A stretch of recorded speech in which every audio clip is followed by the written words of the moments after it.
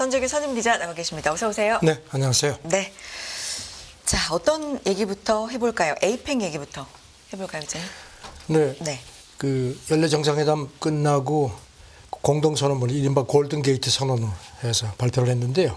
그 무역 그 확대를 확인을 했고요. 다자간 무역 체제 중요성을 재확인한다 이렇게 밝혔습니다. 네. 그리고 뭐 시장 주도적 방식으로 영내 경제 통합을 진전시킨다. 그리고 온실가스 그 배출 줄이는 그 청정수소 개발 노력도 강조를 했고, 그다음에 디지털 생태계 조성한다는 점도 재확인을 했습니다. 그런데 이제 이번에 그 전쟁 우크라이나하고 중동전에 관해서는 역시 이견이 좁혀지지 않은 것 같습니다. 그래서 별도 의장 성명을 냈습니다. 네. 회원국 대부분이 우크라이나 침공을 강력히 규탄한다고 했고요. 그리고 이제 가자 지구에 대해서는 이렇게 표현을 했습니다. 가자 지구에서 계속되는 위기에 대해 의견을 교환했고, 미국을 비롯한 일부 정상이 각자 입장을 공유했다 이렇게 얘기를 했습니다. 네. 그리고 또 의장 성명에 덧붙이기를 에이펙이 원래는 애초 지정학적 문제를 논의하는 포럼이 아니다. 그래서 전쟁 문제가 이번 골든 게이트 선언에 포함되는데 반대했다 이런 것까지 넣었는데, 굳이 이렇게 설명하는 걸 보면은 이게 이견이 더 상당히 이 부분에 대해서 좁혀지지 않은 걸로 그렇게 보입니다. 다른 의견들이 좀 분분했다. 네. 라는 걸 시사하고 있지 않나라는 부분까지 짚어주셨고요. 이스라엘 얘기도 추가로 좀 해보겠습니다. 교전 중지 합의가 거의 됐다라는 얘기가 나오더라고요. 글쎄 그런 얘기가 나왔는데 또 네. 오늘 새벽에 보니까요, 백악관이 상당히 좀 조심스럽게 접근을 합니다. 네. 인질 그 석방에 대해서 예, 뭐 합의를 했다. 오늘 새벽에 네. 그 백악관 국가안보 부보좌관이 미국 그 방송 대담에 잇따라 나왔습니다. 네. 그래서 이렇게 얘기를 했습니다. 매우 민감한 협상이 좁혀지고 있다. 그리고 타결에 한층 더 근접했고, 논의를 시작했을 때 비해서 상당히 근접했다고 할 수 있는데, 하지만 최종 타결돼야 타결이다. 이렇게 신중한 입장을 취했습니다. 어제 워싱턴 포스트가 여러 명의 소식통을 이용해서 상당히 접근을 했다. 그리고 그 억류 인질 가운데 여성과 어린이를 이렇게 단계적으로 석방하는 동안에 한 닷새간 전 휴전하기로 그렇게 합의가 됐다는 식으로 나왔다가 조금 좀 또 뒤에는 조금 빠졌는데요. 네. 일단 막판 기싸움을 하는 걸로 보입니다. 그러니까 닷새간 교전을 중지한다, 거의 합의했다라는 보도가 지금 계속해서 좀 많이 나오고 있지만 네. 좀 조심스럽게. 예, 백악관에서 네. 굉장히 좀 조심스럽게 그걸 전하는 입장이 그런 모습입니다. 뭐 돼야 되는 거다. 일단 끝까지 네. 봐야 된다. 끝까지 이런. 봐야 된다는 점을 네. 강조를 했습니다. 그렇군요. 그러면 이 동안에 이 뭐 여성, 어린이 몇십 명 석방 이런 얘기도 있지만 구호품이 들어간다. 뭐 이런 기간으로도. 고품 그 연료 포함했어요. 그 연료 주는 거 가지고 뭐 인질 교환 뭐 해가지고 뭐 이스라엘 내에서도 얘기가 많았던 모양입니다. 일단 연료는 그냥 조건 없이 주기로 한 것 같습니다. 네. 그리고 인도적 구호품이 상당량이 가자지구로 들어가도록 할 그런 그 아마 그런 뒷거래가 있는 것 같습니다. 네. 좋습니다. 이 부분은 계속해서 좀 속보가 나올 것 같고요. 어떻게 나오는지 또 전해주시기 바랍니다.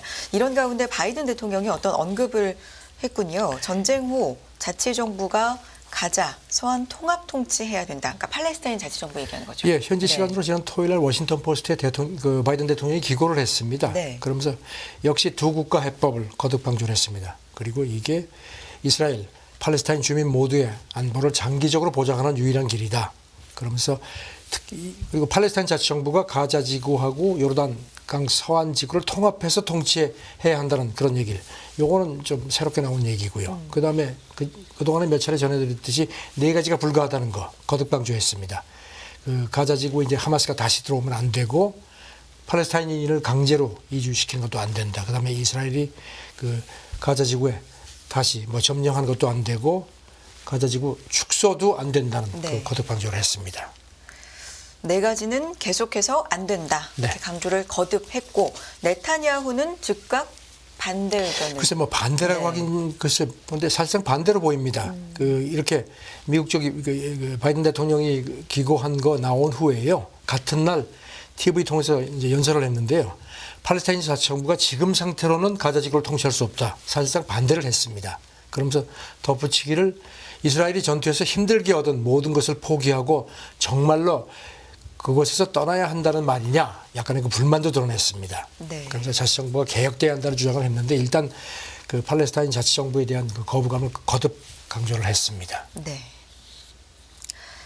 이 얘기도 해보도록 하죠. 독일이 홀로코스트 그러니까 유대인 대학살에 대한 죄책감 때문에 이스라엘을 지지하는 것이다. 이렇게 에르도안이 얘기했습니까? 그 현지 시간으로 지난 금요일에 베를린에서 네. 숄츠 독일 총리하고 만나고 공동 회견을 했습니다. 그런데 두 정상이 아주 그 공개적으로 좀 충돌을 했습니다. 네타냐후가 에르도안 대통령이 뭐라고 했냐면요. 이스라엘에 진빚이 있다고 생각하는 사람들은 자유롭게 말할 수 없다.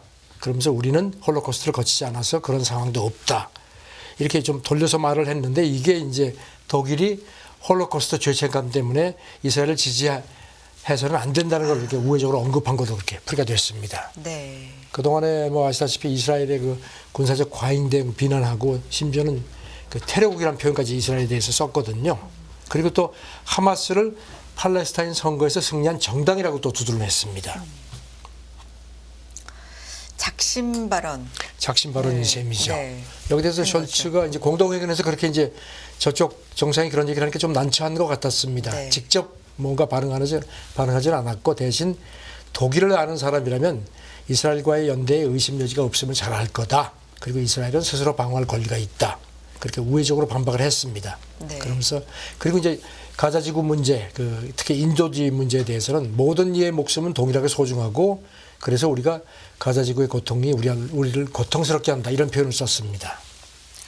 에르도안은 독일을 4년 만에 간 거라고요. 4년 만에 갔고 네. 이번에 가서는 뭐 관세 동맹인 걸 좀 이렇게 업그레이드하는 거, 그다음에 그 유럽연합 그 튀르키예 사람들이 네. 유럽연합 들어갈 때 비자 면제 이런 것들을 여러 가지 현안을 논의를 하는 걸로 할 예정이었는데요. 이렇게 그 충돌한 걸 보면은 그게 과연 제대로 협의가 됐을까 하는 그런 그 관측도 나옵니다. 일단 이런 그 시각차만 재확인됐다는 겁니다. 네. 그리고 또 에르도안은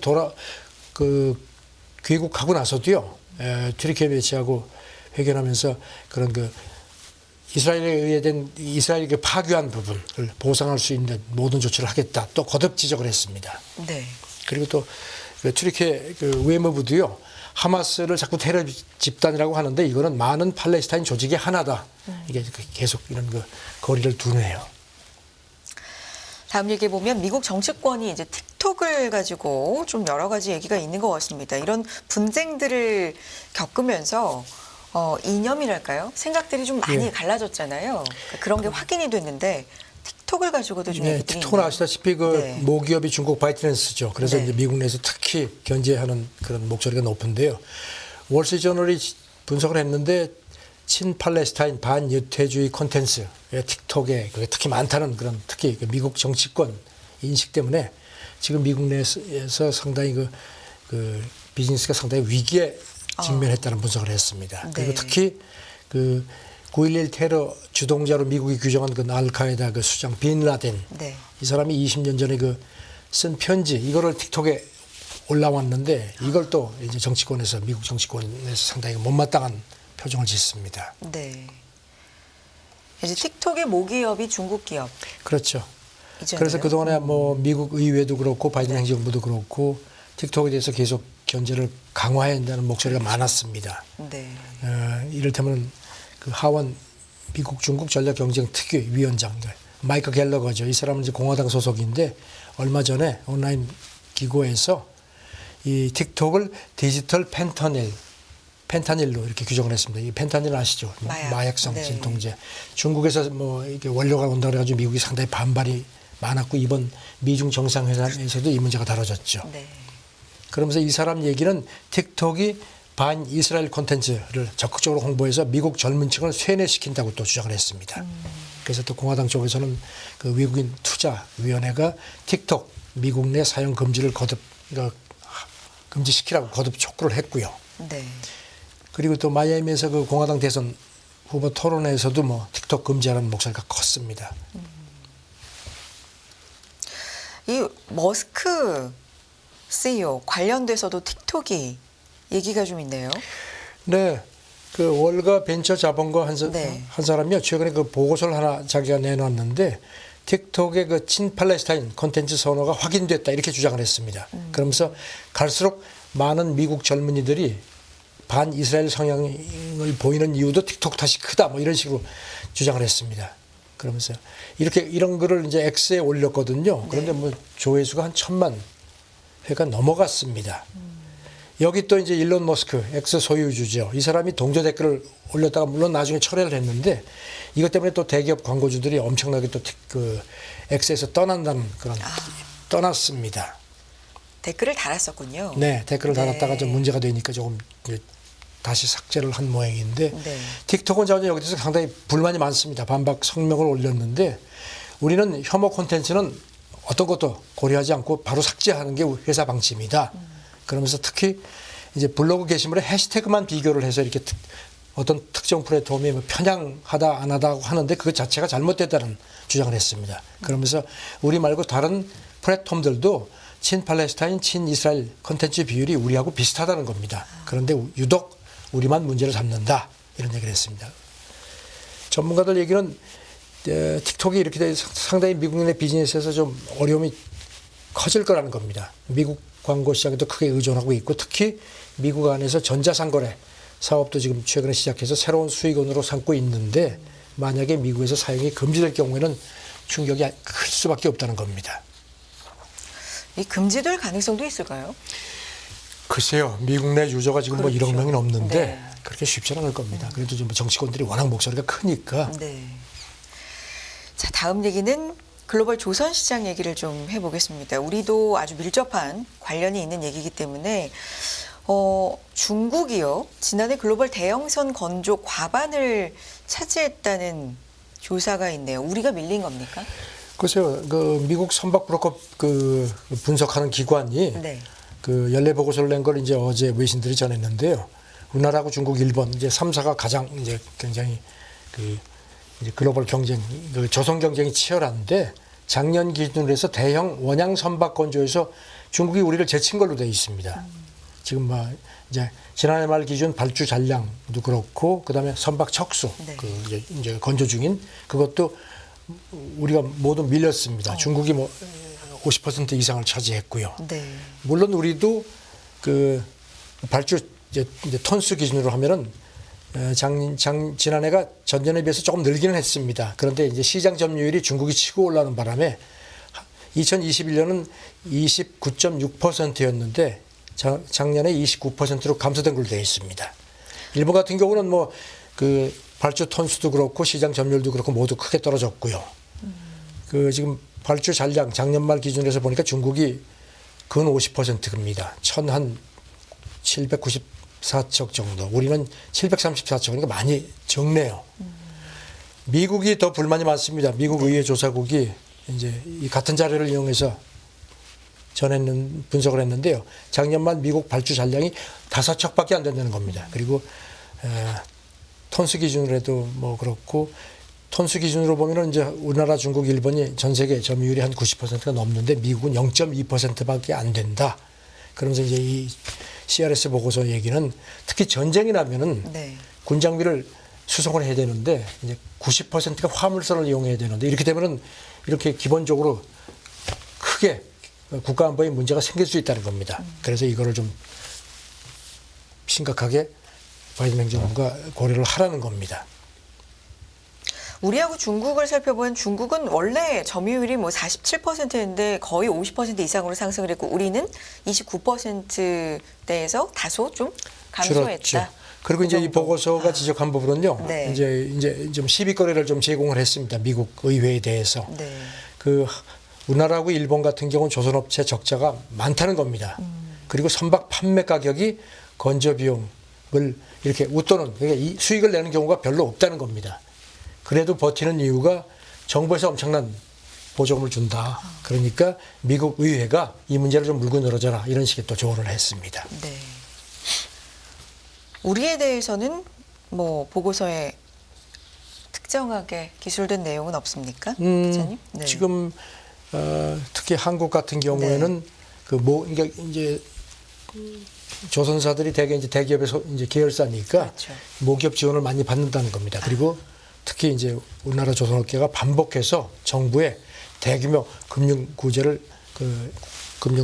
구제 금융을 요청해 왔다는 겁니다. 그래서 이제 그걸 상기시키면서 아까 말씀드린 대로 미국 의회가 상업선박 건조를 진작시키려고 할 경우에는 세계적으로 과도한 이 보조금 문제 여기에 이의를 제기하는 게 좋겠다 이렇게 조언을 했습니다.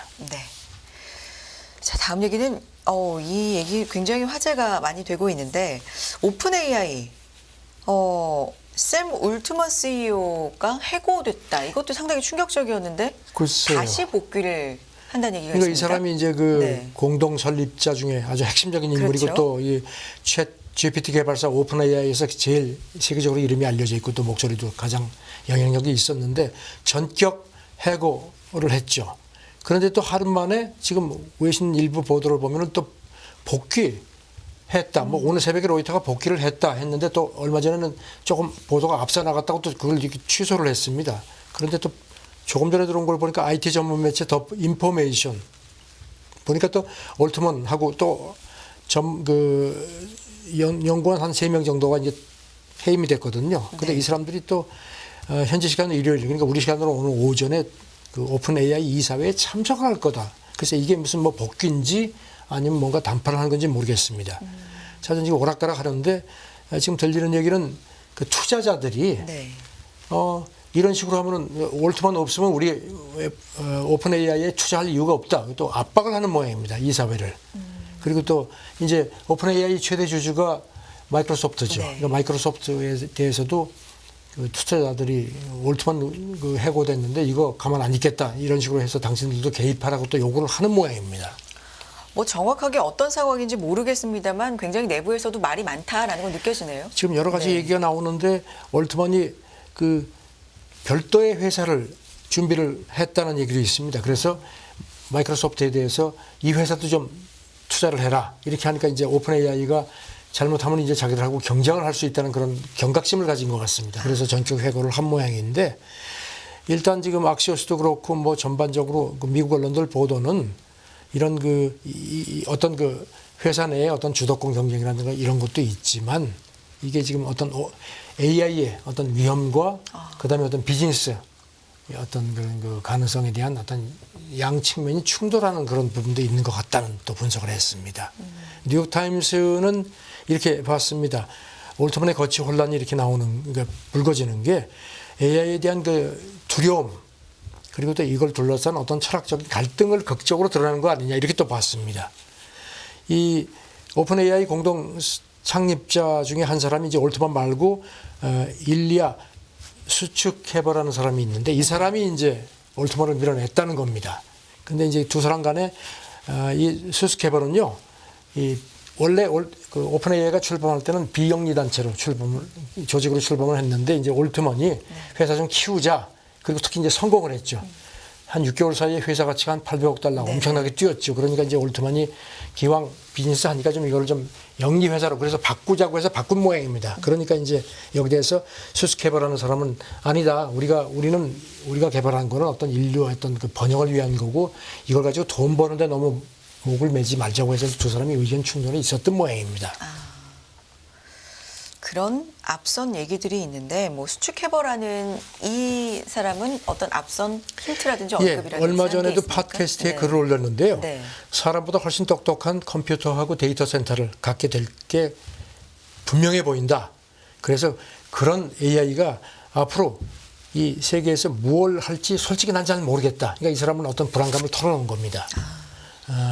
그래서 이제 뉴욕타임스는 이 올트먼하고 이 두 사람 간의 어떤 이런 그 충돌이 AI가 대박을 터뜨릴 기회라고 믿는 어떤 비즈니스 마인드가 강한 사람하고 너무 기술 발전이 빨라서 이게 인류에게 오히려 해를 끼칠 수 있다고 걱정하는 일들 간의 어떤 철학적인 사고의 충돌 아니냐. 그래서 그런 그 AI에 대한 두려움이 앞으로 IT 부분에 피할 수 없는 철학적인 어떤 그 측면이 됐음을 거듭 우리한테 그 보여주는 사건이다. 또 이렇게 분석을 했습니다. 뭐 정확하게 왜 이런 일이 있는지 모르겠습니다만 어쨌든 분석이 나오는 걸 보자면 단순하게 뭐 어떤 경영상의 네. 문제일 수도 있지만 네. 이게 해묵은 어떤 철학적인 갈등이 최근에 그 크게 AI에 대한 그 불거진 국제사 이제 전 세계 어떤 불안 같은 게 연계되는 그런 사건인 것 같습니다. 알겠습니다. 자, 여기까지 국제뉴스 듣도록 하겠습니다. 선재규 선임 기자였습니다. 기자님 고맙습니다. 네, 감사합니다.